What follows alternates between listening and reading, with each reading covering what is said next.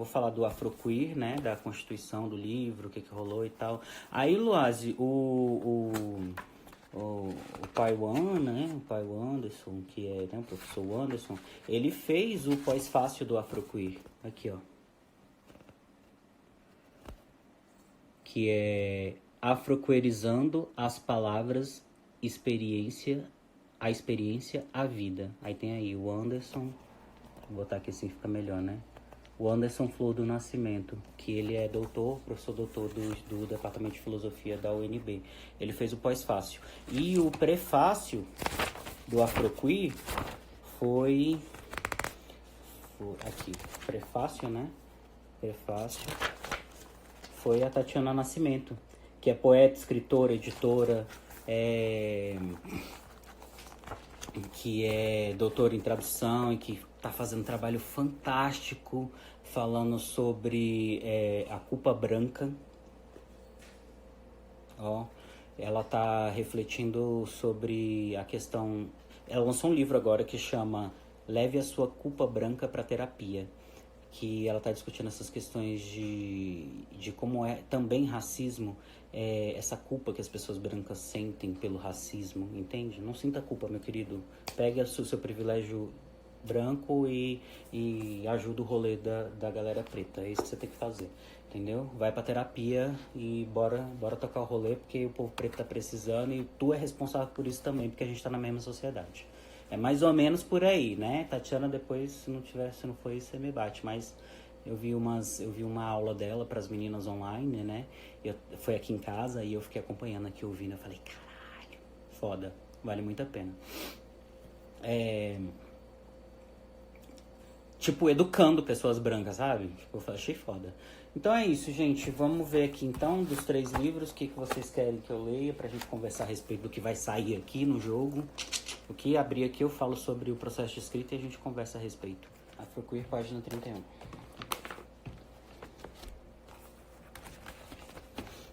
31. Diáspora. Gosto. Eu gosto muito desse texto.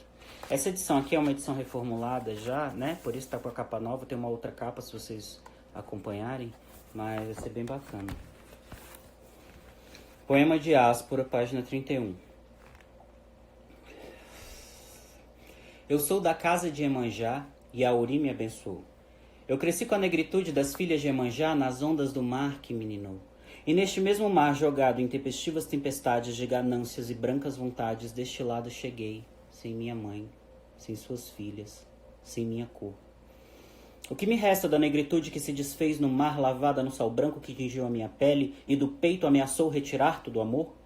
O que me resta das filhas de Iemanjá igualmente dispersas pelo mundo, lançadas ao mar as lágrimas salgadas do seu clamor?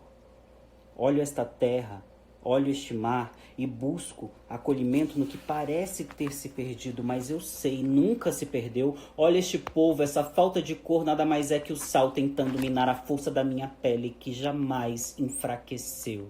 Oriô, Nileia, Oiô, Iemanjá, Oriô, Nileia, Ori.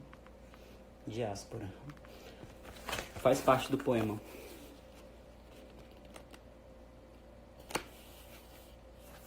Eu sempre canto no final. E a Paula pediu Amores, Angústias e Flores, página 21.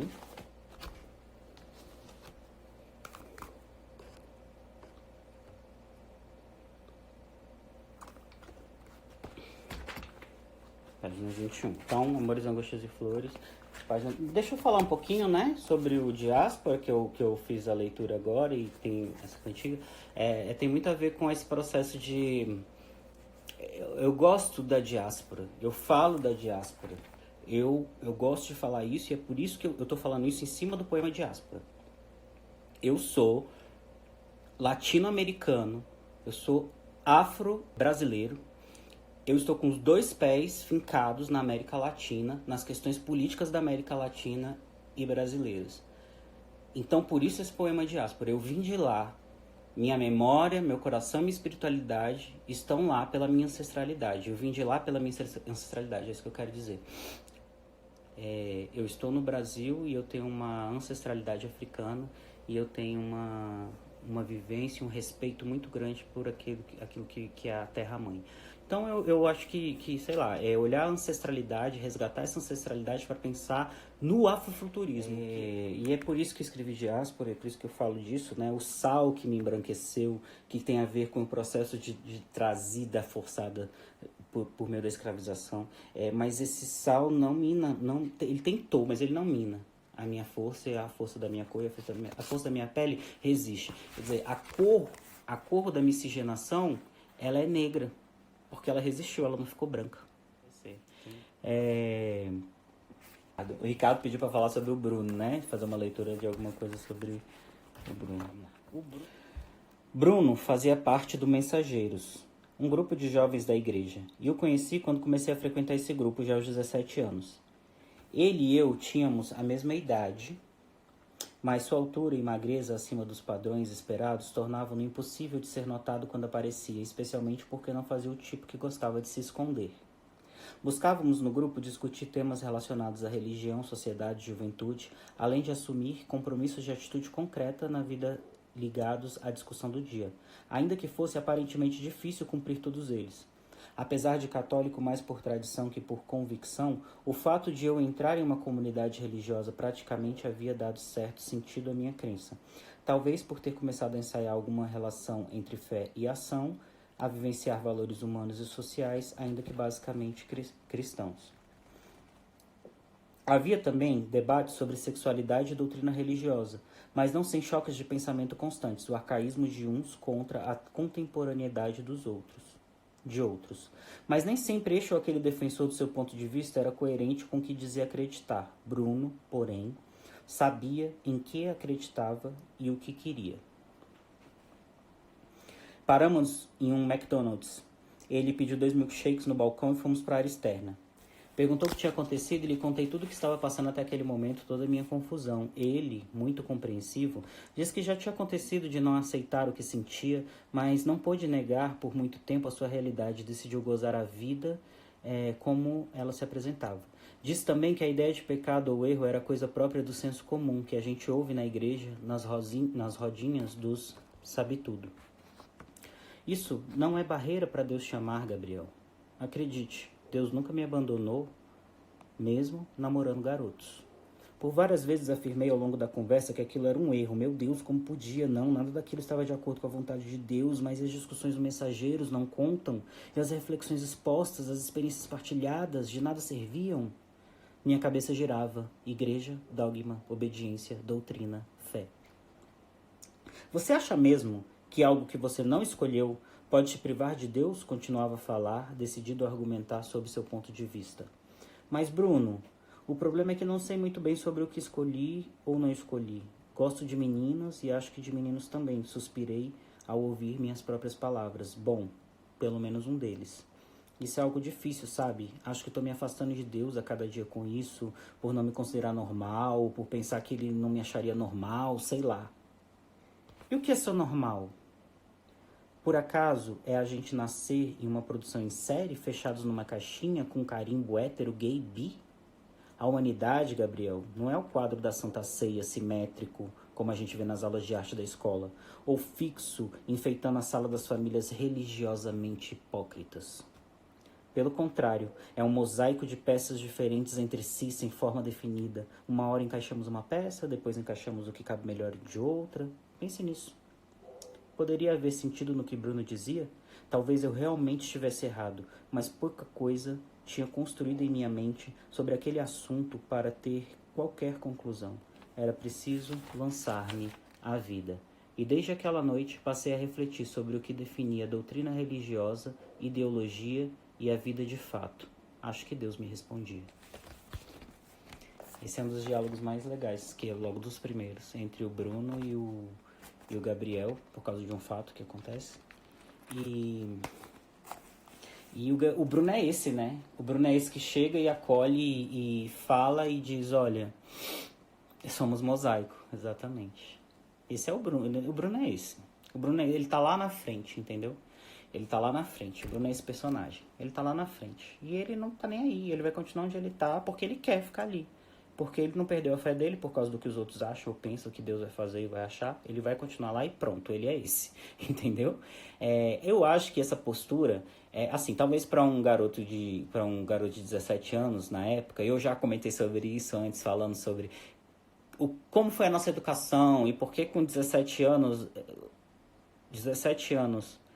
em 1998, 99, 2000, não era 17 anos em 2020, né? Então, como essa perspectiva de ter essa cabeça, né, dessa forma. Mas, por outro lado, é isso. O Espelho das Cores é um recontar de histórias a partir das memórias. Então, obviamente, quem está recontando a história está falando a partir das suas memórias. Então, muita gente me pergunta, mas isso não é um jeito... O jeito de falar não é de um garoto de 17 anos, como eu tinha comentado, né? Não, não é. Mas quando você chegar lá na frente, passar mais capítulos do livro, você vai entender por que foi no primeiro capítulo é falado daquele jeito e porque ele apresenta essa linguagem na fala dele. Porque é um recontar da história, né? As pessoas pensam muito sincronicamente, acham que a pessoa de 17 anos está contando naquela hora, né? E lá na frente você percebe que, por causa de N situações, que na verdade aquele capítulo é alguém recontando a história. Isso é um puta do spoiler, porque esse livro é de metaficção linguística, então isso tem a ver que é um livro sobre a escrita do livro. Então, enfim, vocês estão aqui para isso, né? Eu tive uma encenação do Espelho das Cores, sabe onde? Eu tive uma encenação do Espelho das Cores quando eu fiz o lançamento do livro 31 de outubro de 2015, na Livraria Cultura. Cadê Luase? Pra eu falar isso. 31 de outubro. E eu postei no meu canal no YouTube. Se você colocar lá Pedro Ivo Autor, aí tem lá Espelho das Cores, sketch teatral. E o Sopa de Teatro fez a sketch teatral. Foi rapidinho, 16, 15 minutos. Ele fez 15 minutos a sketch teatral. E bem resumida, né? Então, era pra tu ver, Luaz, isso que eu tô falando. Mas tá postada, né? Assim, foi preparada, mas improvisada, e foi bem legal. Por exemplo, ele decidiu trocar a Annabelle, que é branca, loira, dos olhos verdes no livro, ele trocou por uma atriz negra. Ficou foda, velho. Eu amei. Então, tipo assim, foi muito legal. Ao mesmo tempo ficou muito meio improvisado, mas eu adorei. É sketch, né? Era só pra falar um pouco do livro, apresentar um pouco do livro. E foi no meio da Livraria Cultura, ali no mezanino. E foi isso, tá disponível lá pra ver. Foi um pouco do Espelho das Cores, foi bem legal. O que vocês pedem mais? Diga aí, quer saber mais alguma coisa dessa parte? Então assim, o Bruno é esse personagem, né? Ele é esse que faz isso. Ele acolhe e tal, ele dá umas escorregadas, ele faz o Gabriel ficar puto, o Juan ficar puto, ele quer ser alguém, ele quer ser. O Bruno é esse. O Bruno eu acho que é o personagem que puxa todo mundo assim, que sacoleja todo mundo pra corda, sabe? E acho que é por causa do Bruno, acho que o Bruno é esse que faz eles acordarem para o que eles são. Procura lá, Pedro Ivo Autor. Quem é Juan, Pedro? Você já explicou, faz uma síntese que eu possa entender. O Juan é um personagem que tá no armário, que precisa sair desse armário. Não é que ele precisa, ele não tinha se entendido assim, mas ele percebe por uma série de intercursos aí com o Gabriel que ele gosta, entendeu? Que ele se sente atraído por homem. Apesar dele ser o cara assediado, o violeiro do grupo, o cara assediado pelas meninas, entendeu? Ele é latino, entendeu? Tem essa pele bronzeada, o cabelo cacheado, né? Ele não é negro. Mas tem sabe o mestiço latino? Os mestiço com que latino, assim? Ele não tem, como é que eu posso dizer? Ele não tem fenótipos negros, negroides. Ele tem fenótipos bem latinos mesmo, bem dos países da América do Sul, assim, não Brasil. E é esse, ele tem essa pele bronzeada, mas ele passa por branco muito fácil. Tem essa pele bronzeada, os cabelos cacheados, né, grandes, né? E chama muita atenção porque ele toca violão, tá? E o Juan. E o Juan, ele sabe disso, ele sabe que ele é bonito, ele sabe que ele chama atenção, e ele sabe que causa alguma coisa no Gabriel. E ele sente alguma coisa, mas ele não sai desse armário. Foi um dos poemas que eu li aqui, que eu vou ler um bem aqui, um dos poemas aqui do livro do Gabriel, que chama Hesite. Ai meu Deus, onde é que tá Hesite? Que é sobre o Juan. Quem é o Juan é isso, é essa contradição. Talvez eu te queira e você não, talvez você me queira e eu não, e você deixa. Talvez sejamos músicos descobrindo a melodia nas notas do silêncio, e você deixa. Talvez você perceba que segura o violino com a mão esquerda, mas que toca, afinal, com a direita. E a gente deixa. Será que vocês entenderam essa metáfora? O Juan, ele é um personagem criado com base em três pessoas pelas quais eu me apaixonei de maneira platônica. Um deles tocava violino. Inclusive as cartas que tem no Espelho das Cores, eu troquei com ele. As cartas estão na íntegra. Elas estão adaptadas à história, porque tem várias coisas que nunca aconteceram na história e tal, mas ela tá adaptada à história. Mas, tipo assim, um verso ou outro, mas ela tá na íntegra, né? Ele tocava violino. Então, o violino, você põe aqui, né? Aqui. Você segura o violino com a mão esquerda. Eu lembro que ele me ensinou isso. E você toca com a direita, né? Então é isso. Talvez você perceba que você segura, você dá sustentação com a mão direita, mas assim, a música com a mão esquerda, mas a música só sai se você tocar com a direita. Ou seja, você acha que você é isso aqui, que isso daqui é a base segura, mas a verdadeira música só vai sair quando você tocar esse violino, que é com a outra mão, não é com a mão que você acha que você tem segurança. A música não sai porque você dá a base e sustentação pro violino. Ela sai porque você usa uma outra mão para brincar nessa estrutura e nessa base. Essa é a metáfora para dizer que você está sendo alguém que está hesitando viver quem você é e na verdade a melodia, a canção só sai quando você assumir a sua verdadeira natureza e tal. Enfim, é mais ou menos por aí. Luase perguntou sobre as dores e as delícias de ser um homem preto gay escritor. Então, eu gosto de falar, eu tô cada dia que passa tentando rechaçar essa identidade gay e pensar numa identidade de bicha preta, né? Porque bicha é periférico, é uma identidade preta periférica e de chacota que a gente ressignifica. Mas ok, né? Politicamente a gente acaba tendo que pensar nisso. Então, eu sempre apresento minhas performances como poesia afrobicha, como... eu botei só porque o coletivo pediu, né? Literatura LGBT, negritude e literatura LGBT, mas eu pedi para botar afrobicha em poesia, 2 pontos, negritude e literatura LGBT. Então, eu acredito que, assim, as dificuldades perpassam primeiro pela questão da publicação, porque isso ainda assim não é uma temática desejada pelo mercado editorial. Então, tipo, eu tive que publicar com a Tati, que é uma editora pequena e que publica pessoas pretas LGBT. E então, assim, a Padre me acolheu nesse sentido, foi muito foda. Agradeço muito a Tati por tudo, assim, por ter feito o prefácio, por ter lido o livro. Então, assim, eu precisei disso, eu precisei de estar junto com os meus para poder fazer acontecer a obra. O Espelho das Cores aconteceu porque eu peguei um empréstimo alto, velho, e fui fazer. E depois que eu percebi que eu não precisava ter feito isso, porque tem maneiras artesanais de se fazer livro, que o livro fica muito mais bonito e fica muito mais interessante de chegar ao público e sem precisar gastar tanto, entendeu? Gastar o mínimo, porque eu mesmo produzo meus livros e é isso. Eu precisei da PADE para ter o ISBN, que é o código do livro e tal.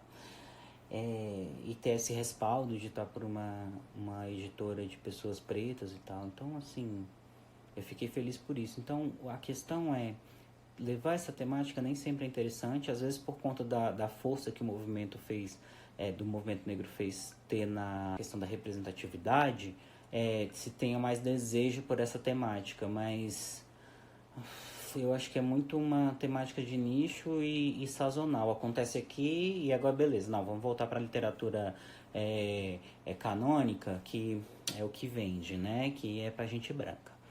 Então, fora os fetiches que o corpo negro tem o fetiche da temática negra também. Para agradar o público branco, que é quem compra. Então eu acho que a gente precisa fortalecer a nossa própria economia, o nosso próprio rolê, fazer os nossos próprios livros e levar para os rolês pretos, e levar para o sarau, e levar para a periferia, porque eu vendi muito mais Afroqueer do que Espelho das Cores. Eu acho que a produção, o direito da produção está na sua mão enquanto pessoa preta, LGBT, com suas temáticas que muitas vezes não são queridas pelo mercado, pelas editoras, a não ser que seja no momento de fetichização dessas temáticas, porque vai vender. É a hora que você arregaça suas mangas e faz sua própria produção, e vamos correr atrás de ter um ISBN, um registro, uma legitimação por que se pede enquanto livro, né? Uma ficha catalográfica, pessoas importantes escrevendo o prefácio desse livro, a apresentação desse livro, pessoas que têm destaque na comunidade negra e na comunidade acadêmica. Eu acho importante fazer esse link, porque, né, a gente está sob essa força, então é importante se utilizar dela.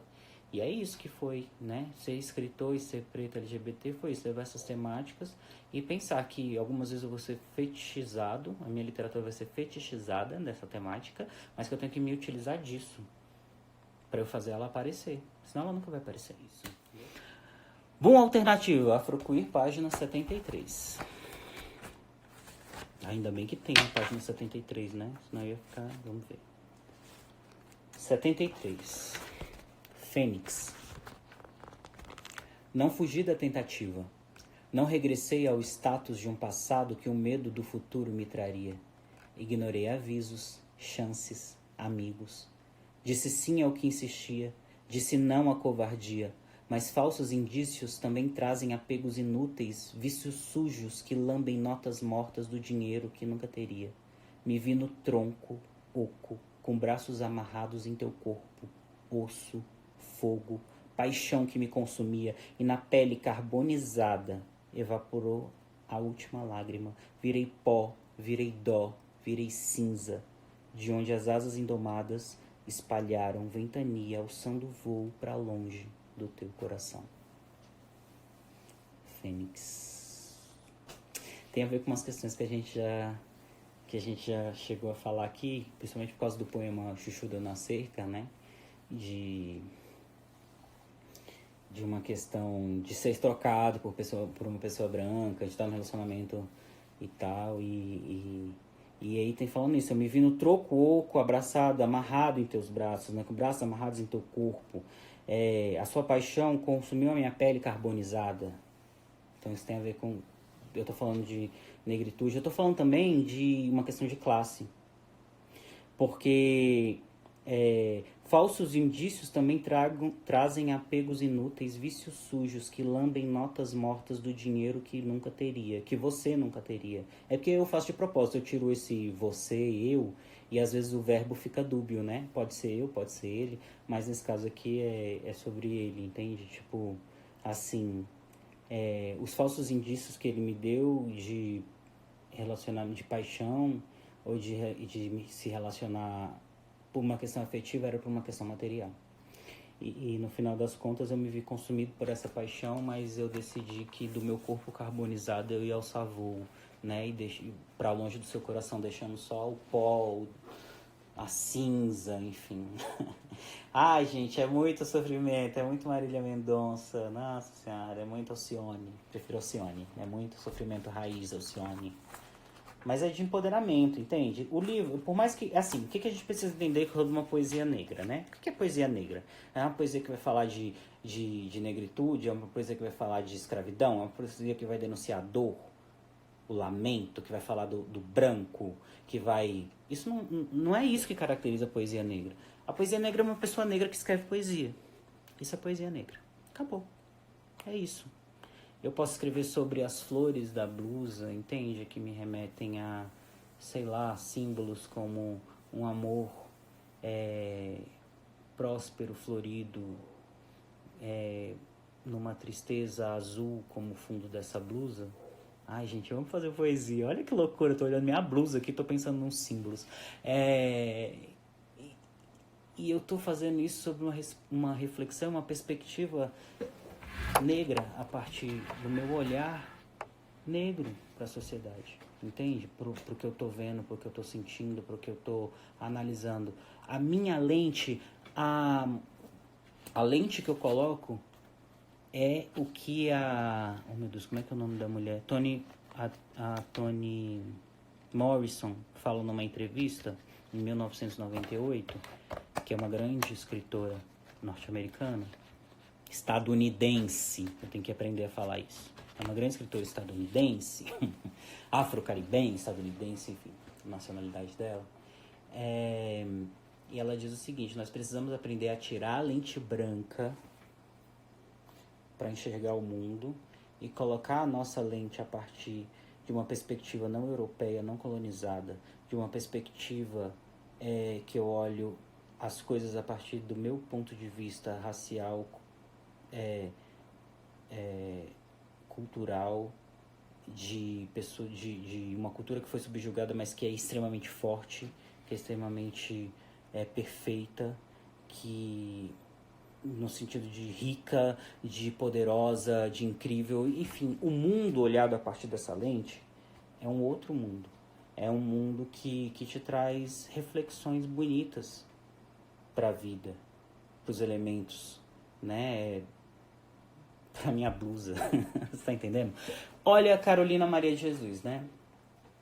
Maria Carolina de Jesus. Ela tem uma parte do livro dela que ela fala assim: eu só queria pegar, fazer um vestido. Ela fala que ela olhava para a noite e queria recortar aquele pedaço de céu estrelado e fazer um vestido. Ela fala isso olhando o céu de um barraco de madeirite numa favela e que ela não sabe o que ela vai comer no outro dia. E ela sabe que isso é por causa da condição racial dela. E ela disse que o único desejo dela era poder recortar aquele pedaço de céu estrelado e fazer um vestido. É isso, esse é o olhar negro. É isso que é poesia, isso que é literatura negra, é isso. Não é falar da dor e da escravização dos meus ancestrais, é falar disso também, sem deixar de falar isso. É dizer que isso é uma merda e que isso tem que mudar. E que essa perspectiva se perpetua até hoje, mas é transformar isso, e não só isso, ir para além disso. Isso é literatura negra.